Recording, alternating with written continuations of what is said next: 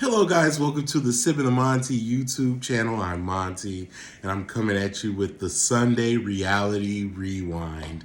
All right, so today we are reviewing episode number 2 of season 1 of Flavor of Love. Now, we already covered last week the disbelief of it all that this was even a thing. The fact that there was a TV show, an iconic TV show, where Flavor Flav was the prize, is crazy.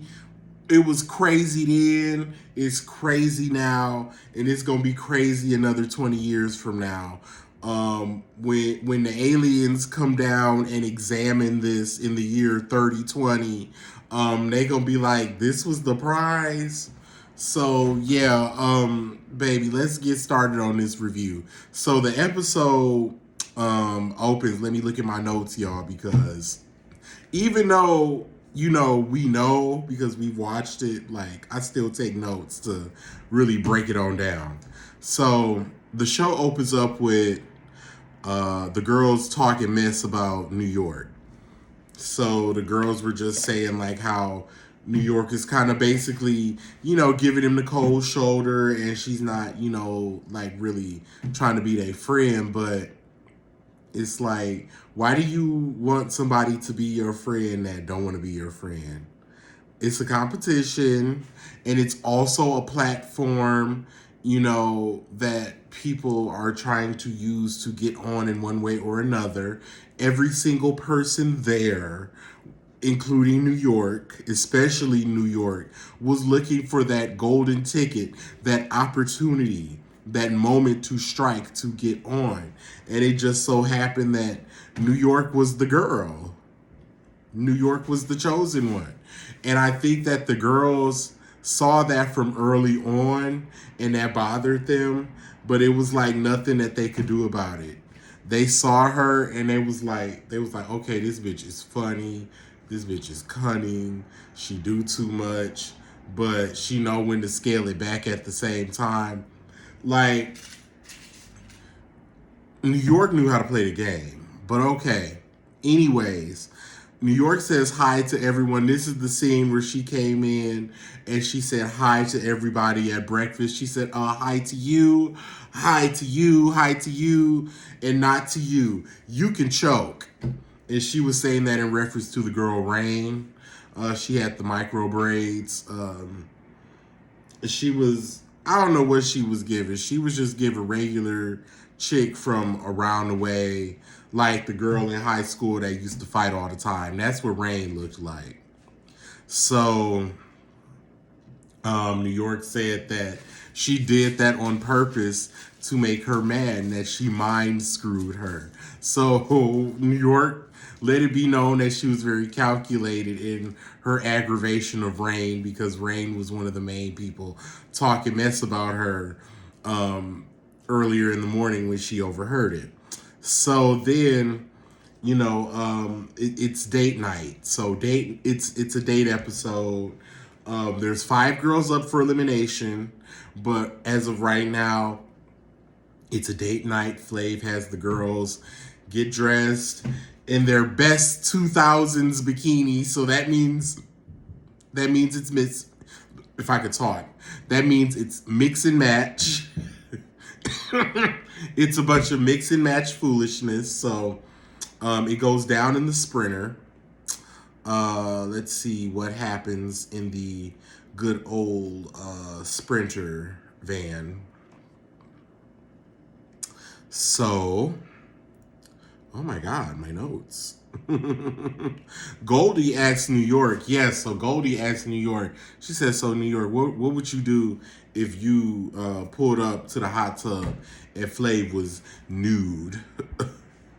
And so my initial reaction to that question would have been, I would shoot violent streams of projectile vomit, concentrated streams that could probably cut through concrete.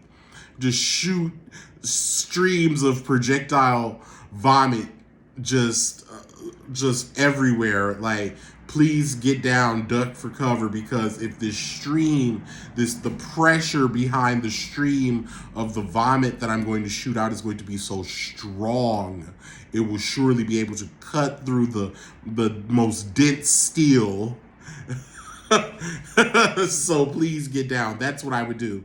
But I'm sure that's what she was thinking in her head as well. But she has said, I don't really feel like talking right now. I've got a lot on my mind. So Goldie just kind of fell back like, oh, okay. Like a grown person do. Oh, like they said they'll feel like talking, so that means fall back. When somebody tell me they ain't in the mood to be social, that mean back off, right? We grown, back off. So Pumpkin was just like, you're missing out on a great opportunity to meet a lot of great people. And New York said, and I'm passing on that opportunity. And so then the Rain Girl sees that as a moment for her to come in and start screaming, and her and New York are putting their hands in each other's faces. Don't put your hand in my face. Don't put your hand. I can put my hand anywhere I want. You know how New York sounds. I can put my hand anywhere I want. And so, they're going back and forth. Nobody's actually doing anything, but I believe that was like one of the first times we saw on reality TV, if not the first time, where it really went down in the Sprinter van. And as we know, in later years, knockdown, blowout arguments and fights have happened in the Sprinter van. See the Real Housewives of Atlanta for details on that. But yeah, so it just pretty much ended with Rain screaming at the top of her lungs. The hot tub dates happen like predicted, mismatched bikinis everywhere. You could tell the girls that didn't want him up in their face because they was sitting on the edge of the hot tub. They didn't even get in the hot tub. They was on roller skates. Hottie was trying to hypnotize him with this little toy from Spencer's. And it's like, girl, you sitting up here with this crunchy ass quick weave, and you don't want somebody else touching on you, baby. It would have been mutual. I'd have told Hottie she don't even gotta get out the van. She could stay in the van, and we could talk. Like, girl, the way Hottie and she still be looking like that too. My girl, and you know what? I bet you she got the richest white man. I bet you Hottie got a man that. I bet you Hottie ain't paid for nothing since like 2010. I bet you Hottie ain't, because that's one thing.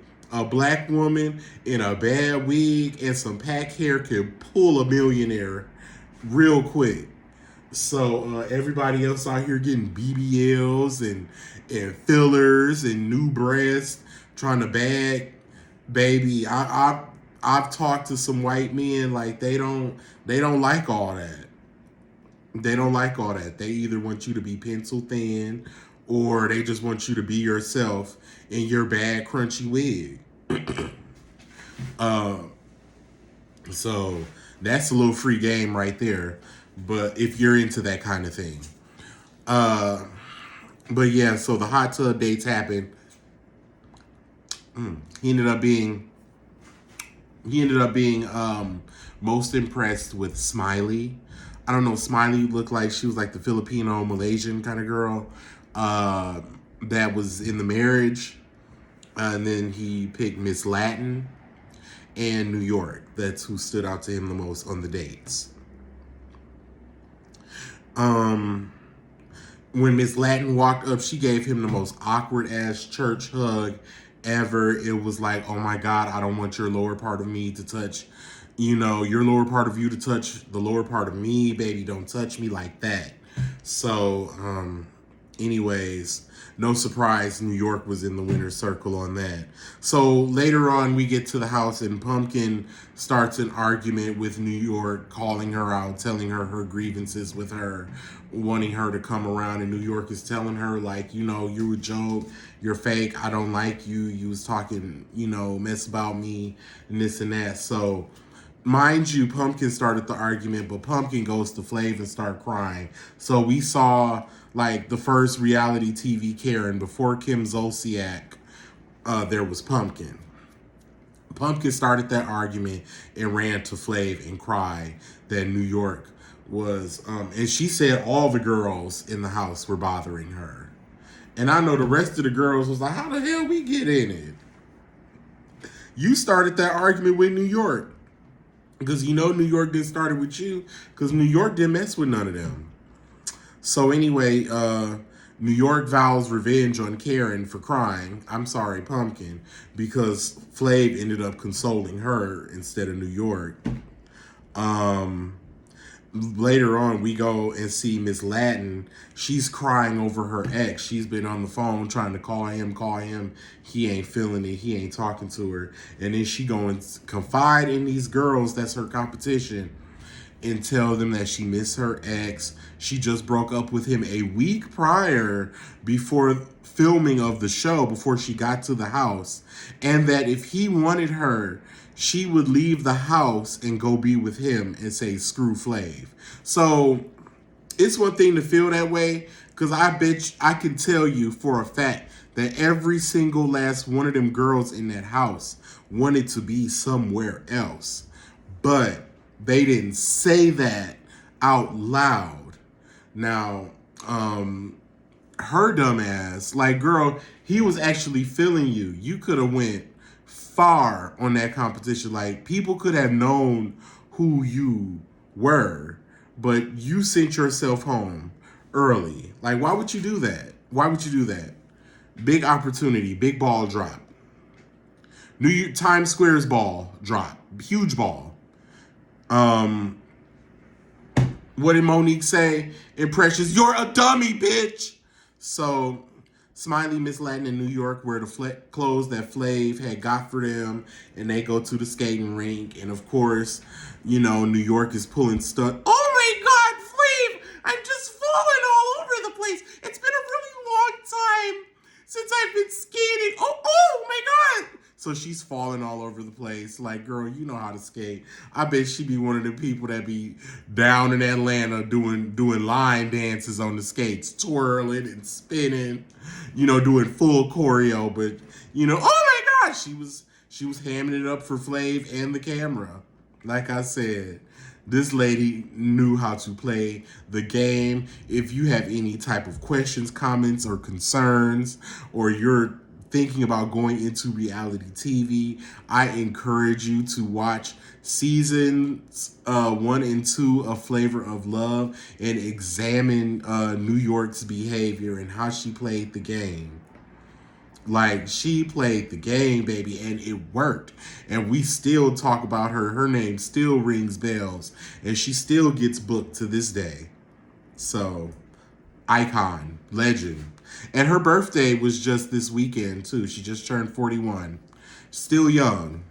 Still young. Baby, she should try to get on a housewife show. Ooh, can you imagine? Ooh, if she got on a housewife show, baby. But you know what they say? The real gag is that New York is really sweet in person. They say she's a really sweet person. So that's the gag. She was playing chess with the whole VH1, with Flav, the people in the house, production, everything. Chess, baby. Ooh, a legend. Flav immediately, Flav talks intimately with the girl. Smiley is crying about her marriage and that failed, allegedly, and New York calls Cap. She's just like, oh, well, I'm pretty sure that, you know, she's just crying for the sake of crying, just to get empathy and sympathy from Flav. Sympathy and payola. What Nikki say? Sympathy and payola. Sympathy and payola, baby. And then Miss Latin just completely omitted the fact that she's pining after, you know, her ex-boyfriend. So she said that she omitted it. So then, you know, the word is getting around, you know, because she said that to those girls.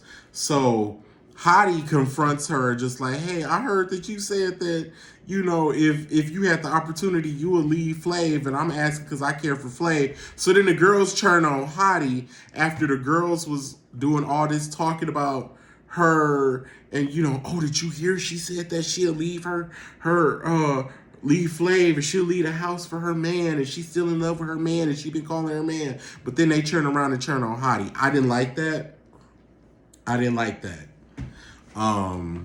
So then the one that ends up spilling the beans, of course, is Red Oyster, the one that nobody was really thinking about. Her sneaky ass, just like a motherfucking spy, went up and told Flav what happened. And he said he didn't like rats, but she was a clean rat. And he said that he felt like she had his best interest at heart. And he running around talking about, I want to know who's here for Flav. Nobody. Nobody's here for you. Have you seen you? Oh my, like, no. And the fact that you're so hung up on that shows insecurity on your part. You should have walked up in there with the attitude like, I know these motherfuckers here for me. If you ain't here for me, then what you here for then? What you here for? I am the clout. I'm the moment. What you mean? You know, but he came through with that insecurity. They saw that insecurity and then they didn't want him either. Maybe if he would have had a little swag and sauce and he wasn't dressed up like a damn Universal circus clown all the damn time, maybe motherfuckers would have took him a little bit more seriously and had actually been attracted to him on a real tip. You know, because you know, you're not working with nothing in the face department. That's fine. We all have our strengths and weaknesses. So when you don't have a lot or something, you got to do something else. So his personality, your personality was supposed to be shining, baby. You were supposed to be spoiling these girls. You were supposed to make every single last one of them girls like break down in tears when they went home because they didn't want to leave. That's what you were supposed to give, and you didn't give that. So, fail for Flav.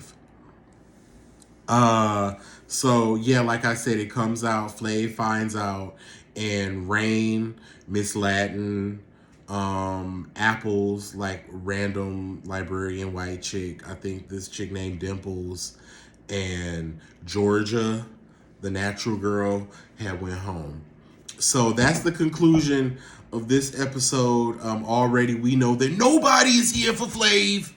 And I look forward to reviewing episode 3 next week. You know, that's the episode Beyonce. That's that episode. So I definitely look forward to having fun with that. This is fun. Got to do this more. Drop down in the comments and let me know if there's any other classic reality TV shows you'd like to see me review and we can talk about it together. Drop down in the comment section. Let's talk about it. Tell me what are your favorite Flavor Love moments. Make sure you like, comment, and subscribe, share, and hit that notification bell. So when I go live, which I go live on here often, you'll know. And when I upload a new video, you'll know. Until next time, guys, talk to you later. Bye.